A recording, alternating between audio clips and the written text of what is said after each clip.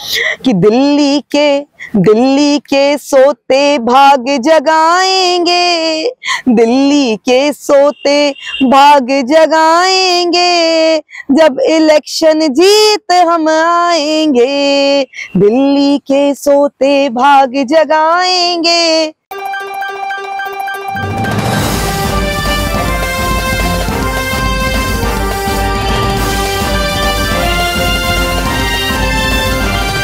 नमस्कार, आप देख रहे हैं एवी न्यूज फॉर यू। मैं हूं आपके साथ खुशबू झा। जैसा कि हम सभी जानते हैं, दिल्ली विधानसभा चुनाव अपने चरम पर है।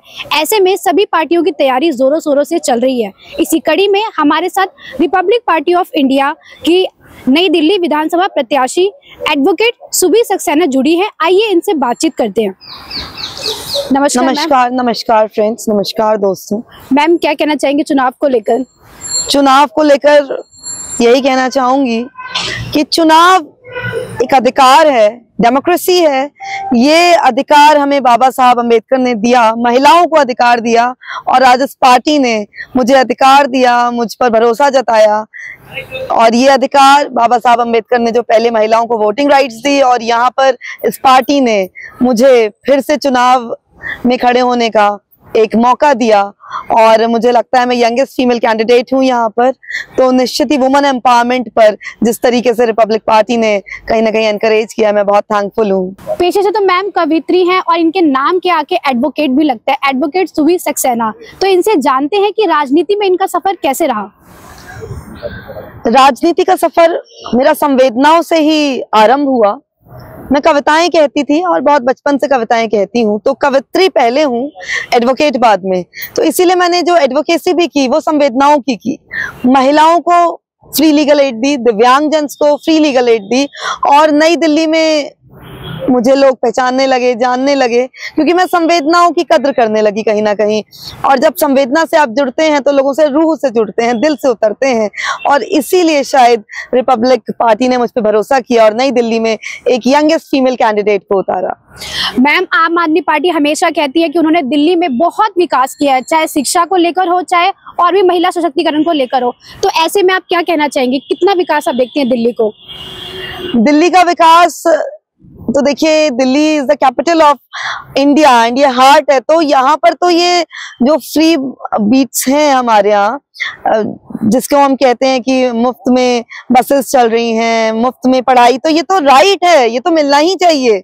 ये तो अगर हमें एजुकेशन सिस्टम फ्री है तो ये तो होना ही होना चाहिए। लेकिन हम कैसे सुनिश्चित करेंगे कि जो हमारी महिला है वो चाहे पैदल जाए रात को 1 बजे, रात को 2 बजे, ये इसकी सुनिश्चितता कौन करेगा और कैसे होगी कि वो सेफ है? क्योंकि मुझे खुद भी एक महिला में होकर महसूस होता है। मैं खुद इस लुटियंस में रही हूँ, इस न्यू दिल्ली में रही हूँ, कि मैं यहाँ पर मेरा रेजिडेंस रहा, और मैंने महसूस किया है बतौर फीमेल कि नई दिल्ली जैसे लुटियंस में भी जब एक महिला कहीं ना कहीं सेफ नहीं होती रात को 12 बजे 1 बजे, तो फिर महिला सशक्तिकरण की बात कैसे हो सकती है? तो महिलाओं को बल देना, और हम एम्प्लॉयमेंट कैसे जनरेट कर रहे हैं? बच्चों को पढ़ा दिया, स्कूल्स अच्छे कर दिए, लेकिन कितने स्कूल्स, नंबर्स कितने? और ये तो स्कूल पढ़ाना तो है ही है, ये तो राइट है हम सबका, this is the fundamental right. तो लेकिन हम ये कैसे सुनिश्चित करें कि जो भविष्य की जनरेशन्स हैं वो सारी की सारी सिक्योर्ड हैं, और इन बच्चों का जो भविष्य में स्कूल से निकलेंगे तो उनको जॉब्स मिलेंगी, एजुकेशन मिलेगी, और वो किसी भी तरीके से नशे में नहीं पड़ेंगे, उनके जो घर हैं वो विनाश नहीं होंगे नशे से, शराब से। ये इसकी सुनिश्चितता कौन करेगा? मैम, आप लोगों की जो पार्टी है, तो आप लोगों की कितनी तैयारी विधानसभा चुनाव को लेकर? विधानसभा चुनाव को लेकर हमने माननीय रामदास अठावले जी ने 15 सीट्स पर डिक्लेयर किया हुआ है, और सभी लक्ष्मी जी हमारे यहाँ एक प्रत्याशी हैं, वो बहुत अच्छा एक महिला, हमारे यहाँ बहुत महिला सशक्तिकरण की बात हुई, और एक और प्रत्याशी हैं, उनका नाम लक्ष्मी जी है, वो भी एक विधानसभा से उतारी गई हैं। तो इस तरीके से हमारी पार्टी पूरी कोशिश कर रही है कि वंचितों को लेकर, और जो जैसा सर को जाना जाता है कि कोई भी यहाँ आता है रामदास अठावले जी के पास तो खाली हाथ नहीं जाता, वो उनका कहीं ना कहीं उनके अंदर एक जोश है कि वो लोग जो भी उनके पास आया है वो उसकी हेल्प कर पाए। यही एक गुण होता है राजनेता का। राजनीति सिर्फ ये नहीं होती कि जो उनका हेल्प करने का एक नेचर है, वो ही एक उनकी धरातल है पॉलिटिक्स की, जिसको लेकर वो आसमान तक छूते हैं। मैम, आप लोगों के मुद्दे क्या क्या होने वाले हैं? हमने जो मुद्दे नई दिल्ली में सोचे हैं वो ये है कि एक तो जो पानी है, वो पानी का मिलना, फ्री होना अलग बात होती है, लेकिन क्या वो पीने योग्य पानी है? उस पीने को के बाद कोई प्रॉब्लम्स तो नहीं होंगी। तो हम चाहते हैं कि जो पानी है वो घर घर आरओ वाटर फिल्टर पहुंचे। और हमने खुद ने भी यहाँ पे लक्ष्मी योजना निकाली हुई है, और हम महिलाओं को हम भी फाइनेंशियली सपोर्ट करेंगे, हर महिला को। और फाइनेंशियल सपोर्ट से आगे ये मैं खुद गारंटी लेती हूँ कि मेरे पास जो भी महिला आती है, मैं उसको जरूर कहती हूँ कि आप चाहे स्वरोजगार के माध्यम से या कोई ना कोई रोजगार पकड़े, तो जो भी महिला यहाँ पर होगी, हमारी कॉन्स्टिट्यूएंसी में होगी, उसको हम जरूर उसका रोजगार निश्चित कराने का प्लान करेंगे, जिससे कि जो महीने को जो सरकार देती है वो तो मिले ही मिले, प्लस वो अपने सेल्फ डिपेंडेंट हो, उस पर उसके पास कोई बैसाखी ना हो, वो अपने पैरों पर खुद खड़ी हो सके। जैसे कि हम जानते हैं आम आदमी पार्टी महिला को 2100 रुपए और कांग्रेस ने वादा किया है कि वो 2500 रुपए देंगी, तो आपकी पार्टी का जो लक्ष्मी प्लान है वो कितने का है? हमारे मैनिफेस्टो में जो अमाउंट है वो जो है उसमें भी 2100 रुपए का अमाउंट है, 1100 रुपए का अमाउंट है। अलग अलग महिलाओं के लिए थोड़ा सा वेरिएशंस हैं। और दूसरी चीज, लेकिन मैं बार बार कह रही हूँ 1100-2100 से ऊपर हटकर कि क्या 1100 रुपए सफिशिएंट होते हैं आज की डेट में? आप बताइए, आप एक महिला हैं, आप ट्रेवल करती हैं। लेकिन जैसे हमारी बाकी आम जो पार्टी है वो बोल रहे हैं ना, वो देखिए झूठा लालच है। वो आज कह रहे हैं कल बंद कर देंगे फिर, लेकिन हम तो रोजगार की बात कर रहे हैं। हम चाहते हैं कि महिलाएं स्वयं अपने पैरों पर खड़ी हों और फिर वो आगे रोजगार बांटें, वो इतनी सक्षम हो जाएं, वो इतनी सेल्फ में उनको कॉन्फिडेंस डेवलप हो जाए, सेल्फ एम्प्लॉयमेंट हो जाए। आप लोगों ने वादा किया है?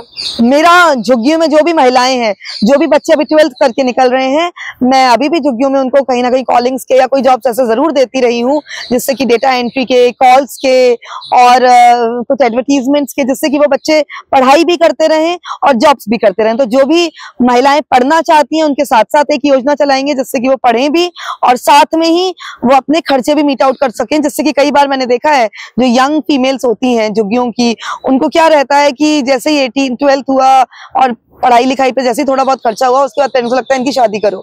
तो मुझे लगता है शादी एक अलग विषय हो गया, लेकिन उनकी खर्चे मीट आउट होने के लिए एक जॉब प्लस एक जॉब, झुग्गी में से हर महिला जो काम करना चाहे उसका वोटर सारे रजिस्ट्रेशन हो, उनके एम्प्लॉयमेंट जनरेशन उनको डेवलप कराएं, फिर उनको सेल्फ हेल्प ग्रुप्स डेवलप करें और उनके लिए हम कहीं ना कहीं एम्प्लॉयमेंट अवेयरनेस भी करें कि उनकी स्किल्स क्या है, उनके पास क्या नॉलेज है, उसको असेस करते हुए उनको मोटिवेट करते हुए उनको उनके लक्ष्य तक पहुंचाएं। आपका मुकाबला किसके लगता है आपको? क्या लगता मेरा है मुकाबला कौन है?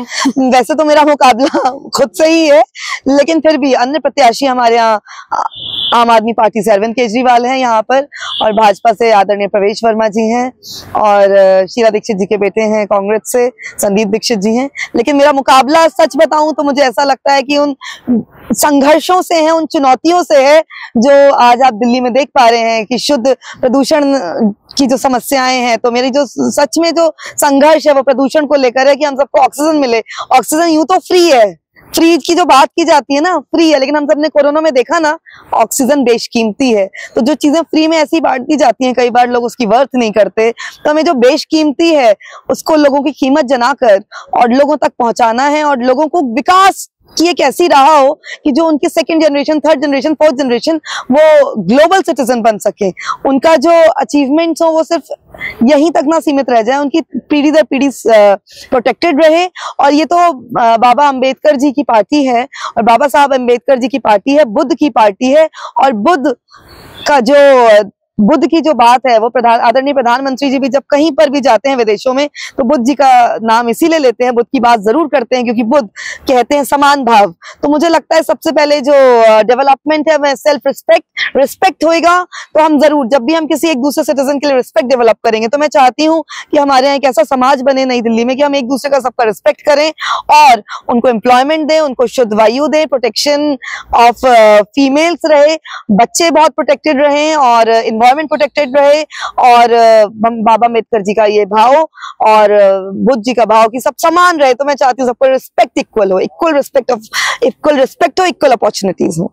Thank you ma'am. वेलकम। और दो पंक्तियों से मैं इस बात को कहना चाहूंगी कि दिल्ली के सोते भाग जगाएंगे, दिल्ली के सोते भाग जगाएंगे, जब इलेक्शन जीत हम आएंगे, दिल्ली के सोते भाग जगाएंगे। Thank you. तो ये रही थी हमारी शुभी ससन्ना के साथ खास बातचीत। बाकी खबरों के लिए देखते रहिए एबी न्यूज।